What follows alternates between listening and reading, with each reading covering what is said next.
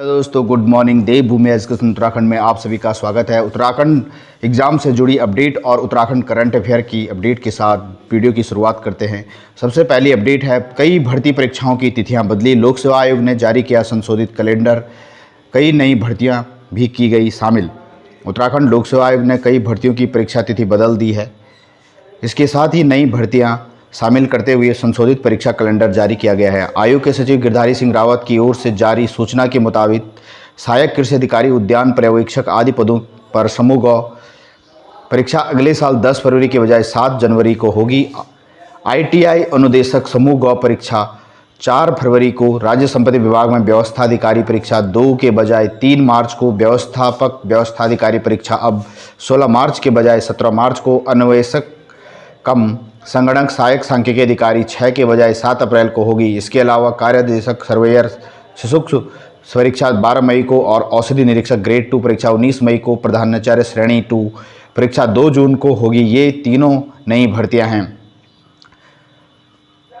Next update है, supreme court में सरकार की अपील पर सुनवाई टली। उत्तराखंड में प्राथमिक शिक्षक भर्ती से जुड़े मामले पर मंगलवार को एक बार फिर सुप्रीम कोर्ट में सुनवाई नहीं हो सकी। समय की कमी के कारण शीर्ष अदालत में सुनवाई नहीं हो पाई। जस्टिस BR गवई व प्रशांत कुमार मिश्रा की पीठ यह मामला 3 अक्टूबर को सुनेगी। मंगलवार को सुनवाई शुरू होने पर सरकार की ओर से अधिवक्ता ने सुनवाई स्थगित करने का आग्रह किया। हालांकि पीठ ने सुनवाई टालने के बजाय पास ओवर कर दिया। इसके बाद समय की कमी के चलते मामले की सुनवाई दोबारा नहीं हो पाई। नैनीताल हाईकोर्ट ने प्राथमिक शिक्षक भर्ती मामले में राष्ट्रीय मुक्त स्कूल शिक्षा संस्थान से DLED करने वाले अभ्यर्थियों को भी शामिल करने का आदेश दिया था। इस फैसले के खिलाफ B.Ed कर शिक्षक बनने की राह देख रहे अभ्यर्थियों ने सुप्रीम कोर्ट में अपील दाखिल की। बाद में उत्तराखंड सरकार ने भी शीर्ष अदालत में अपील दाखिल कर हाईकोर्ट के फैसले को चुनौती दी है। अगली अपडेट है, सहकारी बैंक भर्ती में 2 दिन में पेश करें रिपोर्ट। हाईकोर्ट ने राज्य सरकार को दिए निर्देश। 423 पदों पर हुई भर्ती में घोटाले से जुड़ी है याचिका। हाईकोर्ट के मुख्य न्यायाधीश विपिन सांघी एवं न्यायमूर्ति राकेश थपलियाल की खंडपीठ ने प्रदेश में जिला सहकारी बैंकों में हुई भर्तियों में अनियमितताओं के खिलाफ जनहित याचिका पर सुनवाई करते हुए राज्य सरकार को 2 दिन के भीतर मामले में जांच रिपोर्ट पेश करने के निर्देश दिए हैं। मामले की अगली सुनवाई 29 सितंबर को होगी। DCB भर्ती में अनियमितताओं की जांच रिपोर्ट पेश करे हाईकोर्ट। जवाब के लिए सरकार को दिया 2 दिन का वक्त। 29 सितंबर को होगी सुनवाई। हाईकोर्ट ने प्रदेश के DCB में ग्रुप D की भर्ती प्रक्रिया में हुई अनियमितताओं के मामले में राज्य सरकार को 2 दिन के भीतर जांच रिपोर्ट पेश करने के निर्देश दिए हैं। मामले की सुनवाई 29 सितंबर को होगी। मुख्य न्यायाधीश विपिन सांघी और राकेश थपलियाल की खंडपीठ के समक्ष मामले की सुनवाई। हरिद्वार निवासी प्रियांशु त्यागी ने हाईकोर्ट में जनहित याचिका दायर कर कहा था कि 2020 में प्रदेश के सहकारी बैंकों में चतुर्थ श्रेणी की 423 पदों के लिए विज्ञप्ति जारी की। इसमें भर्ती प्रक्रिया के दौरान कई अनियमितताएं सामने आई। समाचार पत्रों में अनियमितताओं की खबर छपने के बाद मुख्य सचिव के निर्देश पर सचिव सहकारिता ने हरिद्वार में इस भर्ती प्रक्रिया को रोक लगा दी, लेकिन नैनीताल, अल्मोड़ा, देहरादून, पिथौरागढ़ में इसके बाद भी भर्तियां की गई। याचिकाकर्ता की ओर से इस प्रकरण की जांच CBI से कराने के लिए दोषियों के खिलाफ कार्रवाई करने की मांग की गई है। नेक्स्ट अपडेट है, उत्तराखंड करंट अफेयर की दृष्टि से महत्वपूर्ण। जौनसार में मौजूद है पांडवों का पूरा इतिहास। जौनसार क्षेत्र में महाभारत काल के पुख्ता साक्ष्य मौजूद हैं। कालसी लाखामंडल हनोल स्थित महासू देवता मंदिर में पांडवों के अज्ञातवास के समय प्रमाण मिलते हैं। भारत के गौरवमयी इतिहास को जानने में रुचि रखने वालों के लिए यह एक जगह इतिहास की जीवंत पुस्तक है। जिला पर्यटन अधिकारी सुशील नौटियाल ने बताया कि निरीक्षण के बाद दोनों पर्यटक स्थलों को विकसित करने के लिए प्रचार प्रसार प्रयास शुरू किए गए हैं।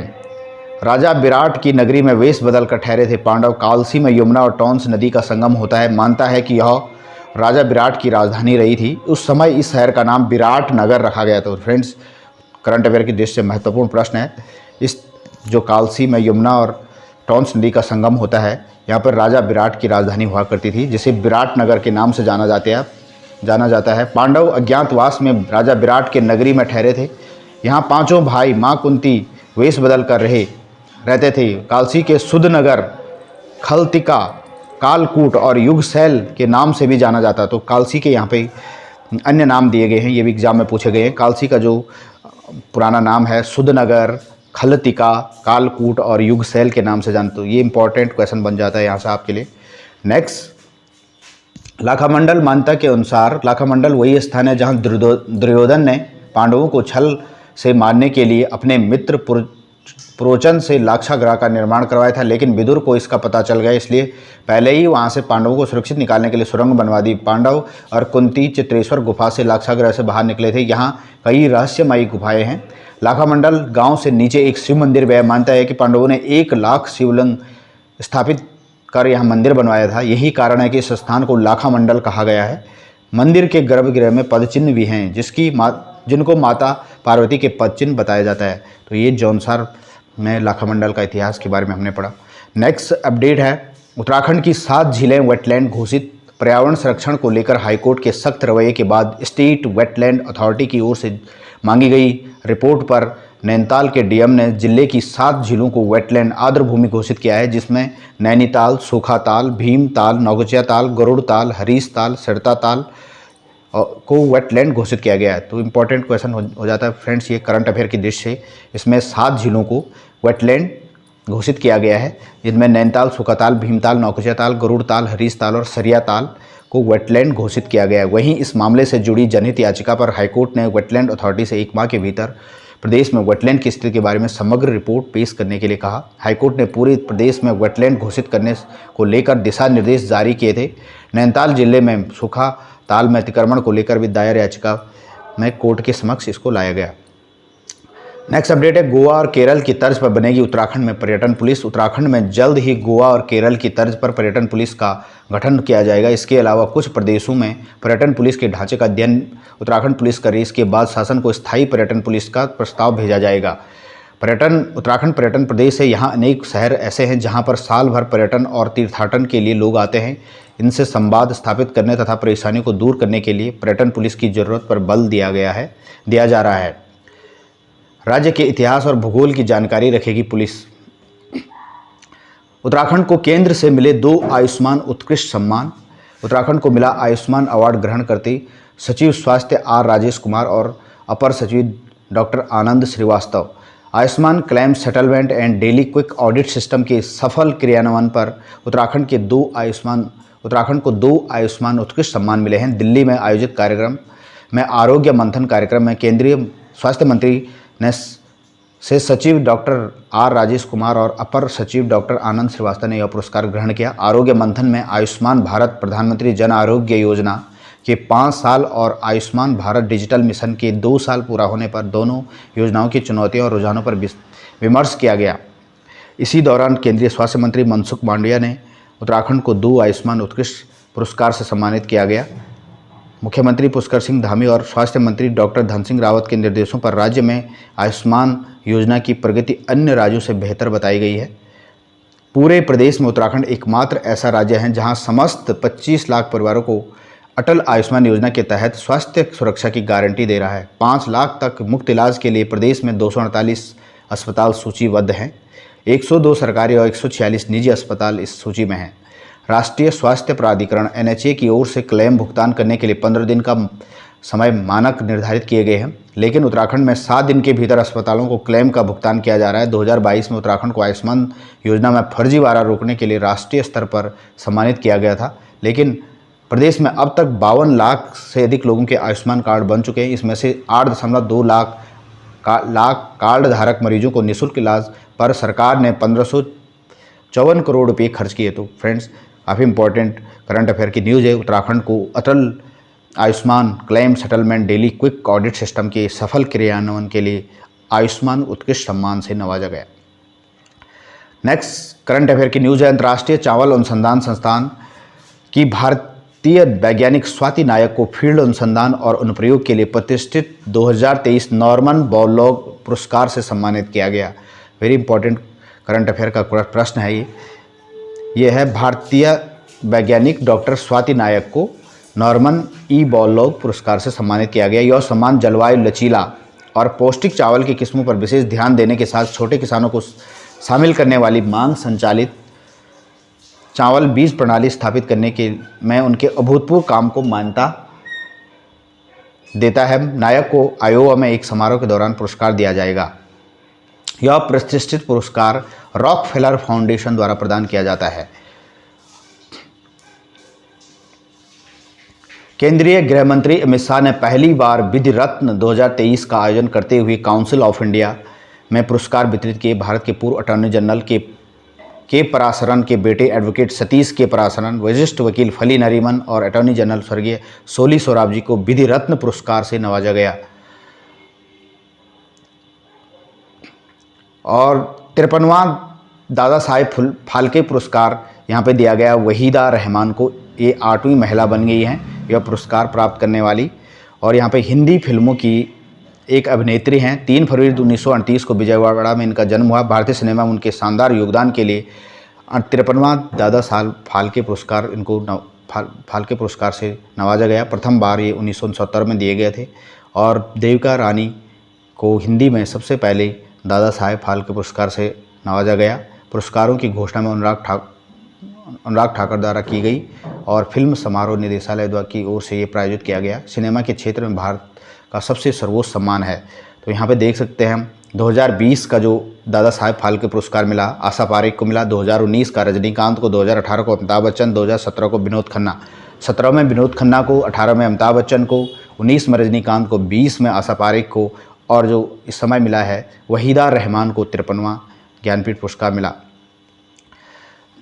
नेक्स्ट अपडेट है विदेशी मुद्रा भंडार। भले ही चीन की अर्थव्यवस्था में ठहराव आ गया है, फिर भी दुनिया भर में सबसे ज़्यादा जो फॉरेन रिजर्व है, विदेशी मुद्रा भंडार सबसे ज़्यादा चाइना के पास है। 3,379 अरब डॉलर में ये मार्च तक का आंकड़ा है। और इसमें भारत का जो फॉरेक्स रिजर्व है 584.8 अरब डॉलर में है। ये इम्पोर्टेंट क्वेश्चन है। नेक्स्ट और प्रैक्टिस क्वेश्चन है यहाँ पे, भारतीय वनस्पति सर्वेक्षण का मुख्यालय कहाँ स्थित है? तो इसका राइट आंसर आपका हो जाएगा फर्स्ट का ए, कोलकाता में। कोलकाता इसका राइट आंसर हो जाएगा। सुल्तान अजलान शाह कप किस खेल से संबंधित है? तो इसका राइट आंसर आपका हो जाएगा ये हॉकी से संबंधित है। सबसे बड़ा रबड़ उत्पादक देश कौन सा है? तो फ्रेंड्स इसका राइट आंसर आपका हो जाएगा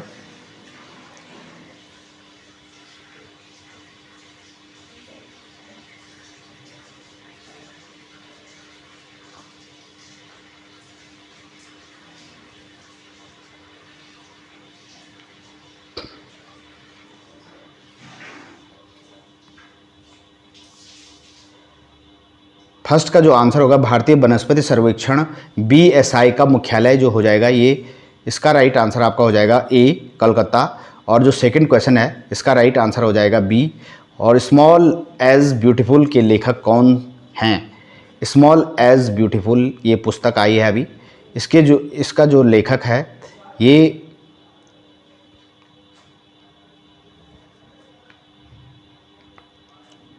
EF सुमारकर के द्वारा ये लिखी गई है। सबसे बड़ा रबड़ उत्पादक देश कौन सा है? तो फ्रेंड्स इसका सही आंसर आपको जो हो जाएगा ऑप्शन नंबर बी, थाईलैंड सबसे बड़ा रबड़ उत्पादक देश है विश्व में। 22 भाई बफौल वीर गाथा किसकी है? ये भी इम्पोर्टेंट क्वेश्चन है। इसका राइट आंसर आपका हो जाएगा कुमाऊं से है ये। 22 भाई बफौल वीर गाथा कुमाऊं से रिलेटेड है। भारत में सबसे अधिक सौर ऊर्जा का उत्पादन कहाँ होता है? इसका राइट आंसर आपका हो जाएगा ऑप्शन ए, राजस्थान सबसे ज़्यादा सोलर एनर्जी का प्रोडक्शन करता है। पंचतंत्र के लेखक कौन हैं? तो ये विष्णु शर्मा है। ऑप्शन डी इसका राइट आंसर हो जाएगा। चेराव भारत के किस राज्य का पारंपरिक नृत्य है? तो इसका सही आंसर आपका हो जाएगा ऑप्शन ए, ये मिजोरम। चेराव भारत के मिजोरम का पारंपरिक नृत्य है चेराव। मानव शरीर की सबसे छोटी हड्डी कौन सी होती है? तो फ्रेंड्स ये कान की हड्डी होती है जिसे स्टपीज़ के नाम से जाना जाता है। सैम पुस्तक के लेखक कौन हैं? इसका राइट आंसर आपका हो जाएगा ऑप्शन सी, सलमान रश्दी द्वारा सैम पुस्तक लिखी गई। अंतर्राष्ट्रीय महिला दिवस हर वर्ष 8 मार्च को मनाया जाता है। इक्विथोलॉजी किससे संबंधित है? इसका सही आंसर आपका हो जाएगा मछलियों का अध्ययन इक्विथोलॉजी कहलाता है। किस नदी को व्यथ भी कहा जाता है? इसका राइट आंसर आपका हो जाएगा झेलम। भाजा गुफाएं किस राज्य में स्थित हैं? तो ये आपकी उत्तर प्रदेश में है। तो फ्रेंड्स, ये थे आज के 14 क्वेश्चन जो बहुत ही इंपॉर्टेंट है आगामी एग्ज़ाम की दृष्टि से। आरओ, ईओ, अधिशासी अधिकारी और जो सहायक समीक्षा अधिकारी के फॉर्म है उसके लिए ये हमने करंट अफेयर के क्वेश्चन सॉल्व किए। Thanks for watching video. नमस्कार।